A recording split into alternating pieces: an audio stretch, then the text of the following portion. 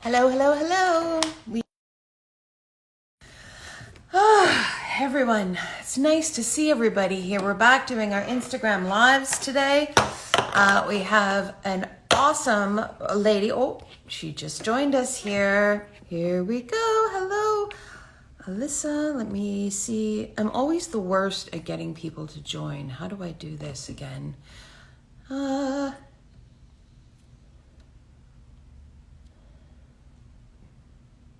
Oh gosh. I feel like they've changed all the, they moved everything around here. Is that Wild Coast Flowers?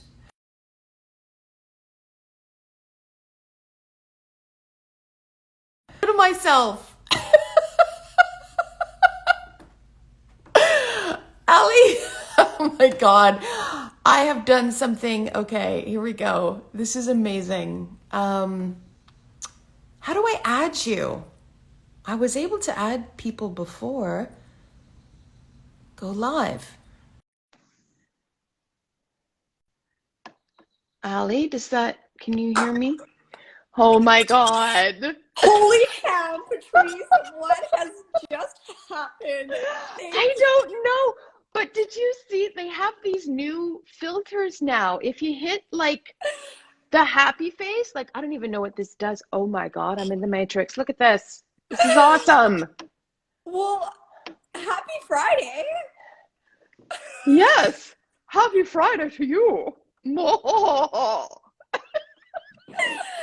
my God. Welcome everybody. It's Ali and Patrice here. And you know what, Patrice, I feel like you're bringing the party. It's like I don't even know how you're doing this. I'm sorry.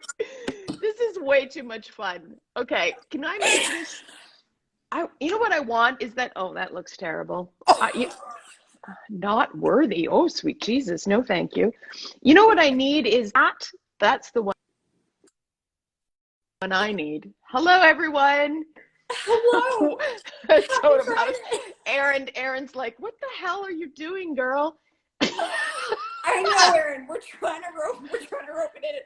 You know what? I don't know what I'm doing. Okay, sorry. That's okay. Patrice, thank you so much for you activating the live because I just tried to Google how to do it. We so both suck. Thank you.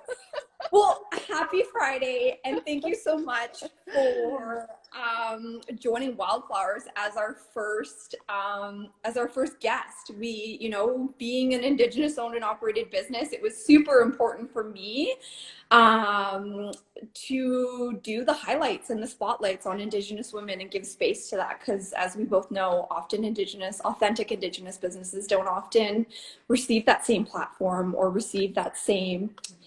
But can I just say, you and we haven't met, but like not in person. No. But I already love you. I think you're amazing. Everything that you're doing is fantastic. So whatever I can do to support you, I'm all over it. Thank you. Well, why don't we begin with dun, dun, dun. Why don't you I have one too. Oh, do you? I love these. So why don't you tell about the story and how it began, and okay, let's dive in. So assuming no one knows Satya, so Satya was something that I created because my daughter had eczema, and the doctor's only option was steroids. And my background is in radio and television. I was a journalist and a news anchor for many, many years. And so I'm good at research. So I looked at medical studies, academic research that have happened in the last few years, as well as, of course, traditional medicine. And I took all that information and put it in my crock pot in my kitchen. And actually, I'll show you that crock pot. Which, by the way, I bought used off of Facebook for $15. And I made a topical anti-inflammatory for her that replaced steroids and cleared her eczema up in 2 days. Amazing. So I didn't think I was going to start my own business because my perception of business was really negative.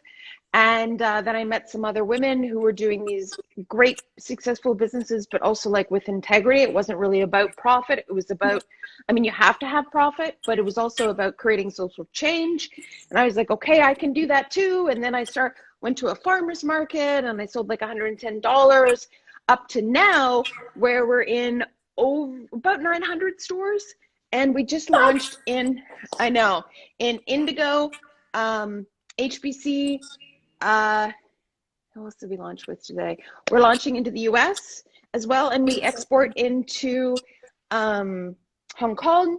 And of course, we are one of your new, we just launched into Wildflowers, which is amazing. I know, I'm so excited.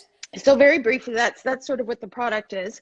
We started originally with these jars. These are glass jars and our little tins. Everything is recyclable, of course, but more importantly, everything is refillable.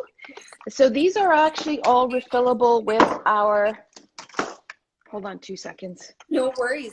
You can look at the picture of my daughter. That's my daughter's painting. So everything is refillable. I'm just gonna pull one of these guys out because this totally speaks to our refill program. Mm-hmm. I don't know if there's many Indigenous businesses. I know my sister at Standing Spruce, she's also doing like a refill program in her brick and mortar store. But it's amazing. I think it's the way that we have to move forward. Yep. And I think people are so used to throwing out these plastic tubes that well, we don't need to. Because people ask me, they were like, I don't want to do the glass jar. I don't want to stick my finger in. I want something I can just put on my skin. Right. So I looked at all these kinds of options. Like I looked at paper, I looked at biodegradable plastics, which by the way, turn into microplastics. So I was like, no, thank you. So I was like, what if we did one better? We got a really high quality, like a strong plastic, and just make it refillable. And so we got these are our refill pouches, okay? These look like plastic, but they're actually non-GMO corn and wood fiber. So it's compostable. That's amazing. So when this is empty, this fills 2 of these. Right. And then you just put this in your compost. I did. I've seen someone who did an article on us, Ottawa lifestyle. Yeah, they really love the product too. Yeah, and they just showed just throwing it into their compost bucket on their kitchen table. And I was, what? That's amazing. Yeah. And I mean, you got to obviously have a high heat, but it will in fact break down just to like dirt, not into microplastics, not into anything else, but actual dirt. And then because we are in fact producing plastic with this, we have a partnership with this amazing organization called the Plastic Bank, and they're one of only 3 plastic offset companies in the world. And so what happens is when somebody buys one of these sticks to use and to refill and whatever, we're actually going to be paying people in a developing country to go to their local waterways, okay, pull plastic out, take it for recycling, and then they get credits for medical care, educational tuition, or household items. And then that plastic is basically put into like this really innovative chipper thing that creates these little flakes. And then it's bought by large multinationals to actually make new products. Yeah. So it's pretty cool. We tried to think of everything we could. Yeah, so our refill pouches we are ordering. I have a quick question because we've had some moms come to the store and ask about it, about how long they should be microwaving when they refill it, how long should you let it stay in the tube. So what happens is when this is empty, you have to, because you're twisting it up, right? And so the little, it's like a little elevator. And so when you're twisting it up and up and up, it goes to the top. So when it's empty, you twist it back to the bottom, and then you empty this into like a glass container or something that's like oven proof or whatever. You can melt it in the microwave. It takes about a minute. It'll turn to liquid, and then you carefully pour it into this and let it cool. Amazing. That's it. Also, the way that I like to do it is I empty this into an oven-proof container. I turn my oven on to 350 or whatever it is that it turns on automatically. As soon as it hits 350, like it beeps, I shut it off. and the heat in there just keeps melting it, and it'll melt completely, and then you just leave it in there and let it cool, and then it's done. Amazing. Right? And then, or you can take it out and fill your stick. Yeah. But it's going to be hot, so be careful. Also, hot water, you can do it on top of an oven, like in a pot, in a hot water boiler. Right. You just want to make sure you don't get any water in it, because water can cause, because we don't have any artificial preservatives in it. If you get water in it, it will grow mold. Right. So that's why it's so important to melt it first, so you're creating a smooth surface, because otherwise, like if you just squeeze it out, you have all these like ridges, and it gathers the moisture from the air and can grow mold. So you have to melt it first, but other than that, you're good to go. Amazing. The other question that people are having is they first see this product and they're seeing eczema. But we have been telling people that this is more than eczema. Yes. And I think that's amazing for, you know, not just your product, but a lot of authentic Indigenous products is making the product multi-purpose, right? And so this, you know, we've read that you can use this on tattoos. We've read that you can, Yeah.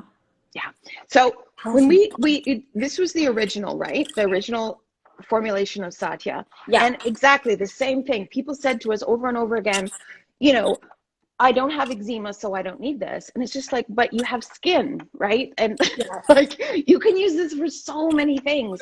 Everything from chapped lips to flaky skin, tattoo aftercare, sunburn, skin chafing. People use it for sport, bug bites, everything. So that's why we actually came up with this one. So this is the original eczema formulation. This one we are calling the one. So one stick for everything, the one. But honestly, it's the same. But this was just trying to remove a barrier for people who were caught up in that whole eczema thing. Right. It's both the same awesomeness, honestly, in both. Yeah. Amazing. Super excited to hear that. Thank you. So we were connecting because we had connected through NEDC's like Indigenous female business like workshop, and I think you're like, what? When was that? I don't remember. I'm so sorry. You know, I can't remember yesterday. You were a presenter with like 3 other. I believe you. It totally happened. It honestly, it was like that article that came out by the Capitol in Victoria that you shared on your social media about me yesterday. Yes, I shared that. Yes, you shared that, and it was funny because I forgot about it. I genuinely did until my cousin Erin was like, "Hey," and I was like, "Oh, there you go." Totally. You know what that is? Super. That's entrepreneur brain, right? Like you literally have to focus on what's in front of you, and the rest of it goes out the window if it's done. I always think about, I guess maybe it was Einstein or somebody who was like, he didn't know what his own phone number was, right? Because he just felt like he didn't have enough room in his brain for that. So he would just focus on the things that were important. So I feel like entrepreneurs are kind of like that. Okay, well, one of the things, like, you know, we're here to also talk about Satya, but we're also, you know, during our conversations, we were talking about authentic Indigenous, we're talking about female entrepreneurs, we're talking about how the way that Indigenous women do business is so different from mainstream, and that it is about mentorship and collaboration and lifting each other up, and that there is, you and I had said about, you know, you can use Satya and then sometimes you can try another product and then you can always come back. And I really love that concept of, like support others, because you can't just rely on a one product to do everything for you. Yeah. So I'll expand that for those who weren't listening to our in the context conversation. But so basically it's like, I explain it as to people who, say if you took antibiotics every day, penicillin, you took penicillin every day, eventually it would stop working because you've built a tolerance to that. And the same goes with skincare. You find something that works really well, you keep, because a lot of people are like, oh, it stopped working for me. Well, the product hasn't changed. You've just developed a tolerance for it. So what you need to do is have a couple of different really good options and exclusively use one and then exclusively use the other. And then that rest period is actually going to allow you to go back and it'll work just as well as it did for you that very first time that you used it. So I always tell people, like, if something stops working for you, and I'm not talking about my product or anything else, like just anything, leave it alone for a bit. Don't throw it away. Put it in the back of your closet and then go back and you can use it again, you know, in a few months. Yeah. Amazing. Well, what do you see on like the future of Satya? Like, is there, because there's a lot of, you know, I'll be saving, I don't even know how, when these Instagram lives end, if people can watch them again, but if they can, I assume they can, that I have a lot of Indigenous young, you know, young moms, I have elders, I have just, and same as you, just entrepreneurs and not seeing themselves in the business light and watching, you know, as they grow their success, is how can we help them? What's the best advice that we can give to some of our Indigenous women out there? Yeah. Well, I mean, and not hiding that knowledge, right? Like my perception of business, like as I mentioned, was very negative. And I certainly, like, I'm not someone who, you know, has an education in business, had even done this before. There was, of course, a lot of questioning, like, who am I to do this? Is running a business a good idea? But the reality is that we as Indigenous women are so perfectly poised to do this for two reasons. And I'm going to talk about the first one, first, is that being a mom and a single mom, for me, I am far more likely to hire a single mom to work for me than I am to somebody with an MBA. Because moms get shit done. They don't have a lot of time. They're very focused. They work really hard, and they're very often underutilized because, you know, how many moms who have kids at home can work a 9 to 5? They can't, right? Like, we just don't have the childcare. So actually everybody in my company either, you know, has kids, or they're taking care of an elderly parent, or maybe they're doing something else that they can't fit into that very specific box. So we make everyone, or we rather not make them, we allow them to be task-based versus hours-based. So I think we as women are really good at getting stuff done that we have to do without the resources that a lot of men have access to. Secondly, as Indigenous women specifically, and this is something that I literally was just talking about an hour ago with someone else, was that, you know, a lot of businesses are now looking at how do we be responsible to the environment? How do we involve community? How do we get different voices involved?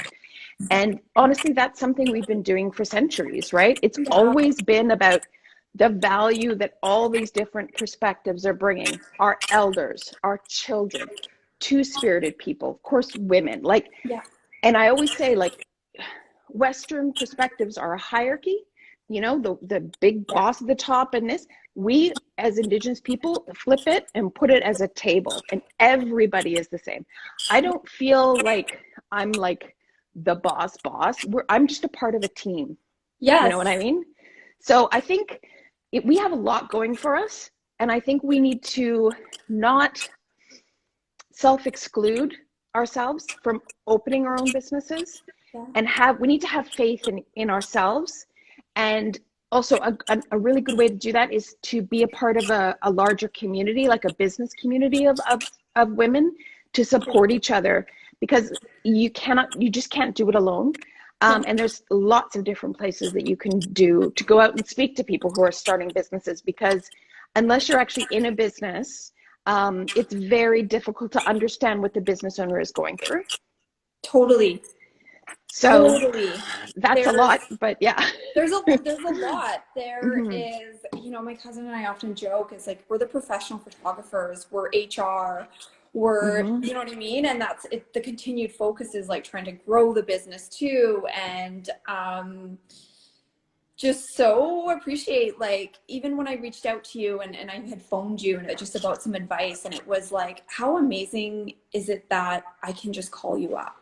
how amazing is it that I can call other Indigenous business owners and say, hey, what's your best strategy for shipping?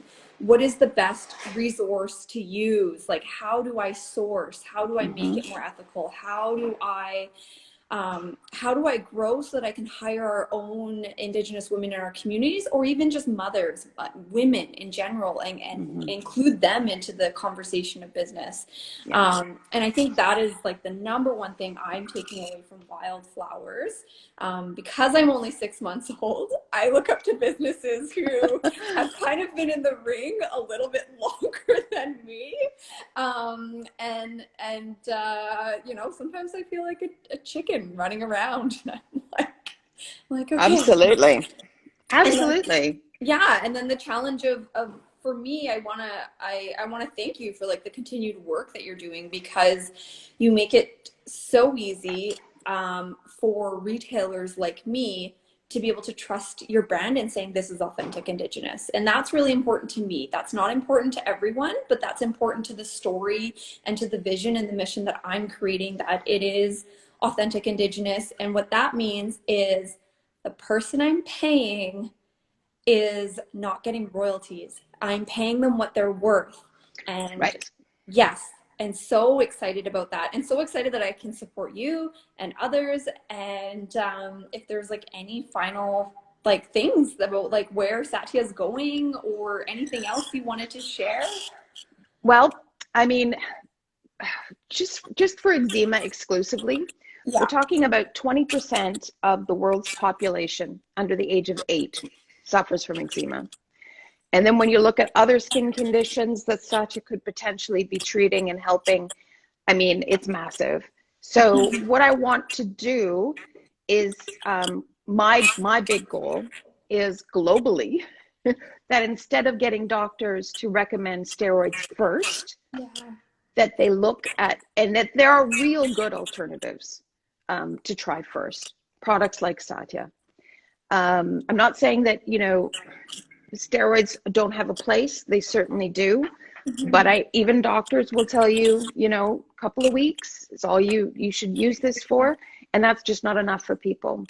So finding something like Satya to help, I want to be available to people to do that. So we're going to grow. And continuing to, you know, build community, help community, tell our stories, you know, just making us visible as individuals in our economy and in our country.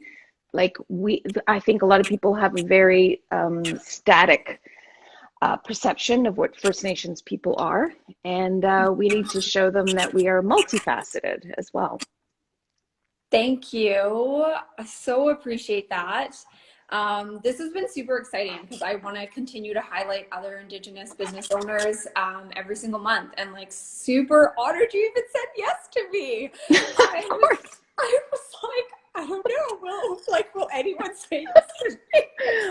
Honestly, you know, it's weird as women, it's hard for us to ask for help or to ask anything, right? Yeah. But let me ask you this. When you help someone, when you open a door, offer your seat, give somebody a bit of advice, how does that make you feel? It makes me feel awesome. I like, right. And not just awesome, but it like fills my cup. It fills my cup knowing that, and we often say fill our own cup, and you and I've talked about this, but what if filling our own cup we can't do by ourselves? And for me, filling my cup is the community. It's every single person that walks through my door, and I can let my sister and I can leave, they can leave feeling a bit better about themselves. Let me help you turn that on its head a little bit. Okay. Yeah, So I'm all ears.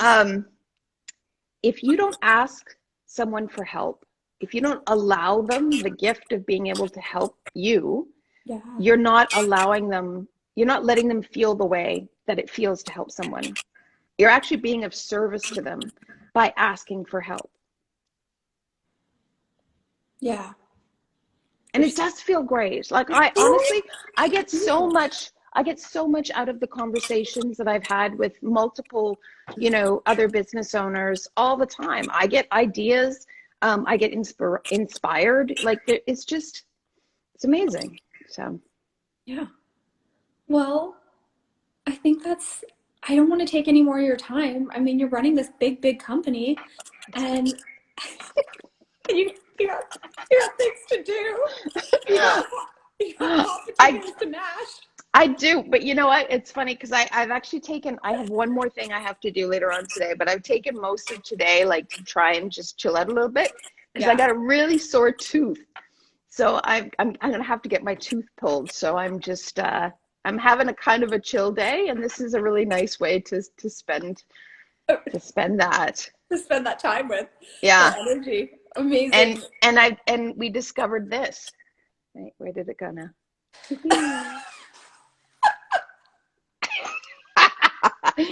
Oh my God, this makes me laugh like way too much. I'm sorry. I'm sorry, all you people that are. No, it's okay. I don't even know how to do that, so I'm just like genuinely impressed. I know. I don't know what I'll. Oh my God, what the hell? Ooh, that's scary. Anyway. All right. Thank you, everyone. Thank you so much. You know, go support Satya. Patrice directly. You can buy her stuff from me. If any of my followers, like, feel free to follow her and just watch her journey grow. And I just love you. I think this is great. I'm looking forward to, like, continuing to support you. And I feel like, you know, we have a good circle. We do. And these filters are super fun, and I would never have discovered this before too. I'm 12 too, she said. Yeah, these are so fun. Somebody's got to find me the filter that turns you into a cat. That would be awesome. Anyway, it was really good to talk to you too. You know, you call me anytime if you need anything. Have any questions or whatever, and vice versa to anybody else who's listening. Honestly, just send me a like a quick, I mean, go on Facebook, right? We're all on Facebook. Just send me a message on Facebook, add me, whatever. I'm happy to help. Okay, awesome. Well, I'm glad you started this conversation and I didn't, because I was like, I don't know how to do it live and invite someone in. So, Masai, well, I'm gonna try and save it, and if I can save it, I don't know how you transfer it over to you, but ask Shannon. So yeah. Okay, I will. Yeah. Okay, bye. All right, bye.